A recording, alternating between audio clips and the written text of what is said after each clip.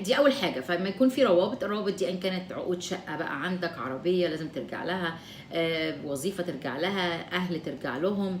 فالروابط دي كل واحد ينقي السيناريو المناسب ليه، اللي هي بتقنع الكونسل او اللي هو الاوفيسر ده انك انت فعلا راجع البلد تاني، او عندك دراسه راجع لها لسه بتكمل فيها، او وظيفه محترمه جدا، او بتدي لك او بتدفع مثلا تامينات معينه، حاجات معينه. فدي كل دي انت تظبط السيناريو بتاعك اللي هو اوراقك، القصه بتاعتك، تكون الحاجات الاثبات بتاعها موجود. دي الروابط. تاني حاجه بتقنعهم ان يكون عندك فلوس كفايه، انك واحد رايح مثلا تتفسح، او زي ما مش عايزه برضو ان احنا نحصر نفسنا في فكره ان البي 1 بي 2 دي للفسحه بس، لان انا جايه دلوقتي للتفاصيل بي 1 بي 2، بس خلينا في الاول بنتكلم بصفه عامه. ايا كان السبب اللي انت هتسرده، الحاجات العامه في الاول. الحاجه التانيه يكون عندك فلوس كفايه للفسحه او للزياره اللي انت رايحها، سواء كانت معارض او بيزنس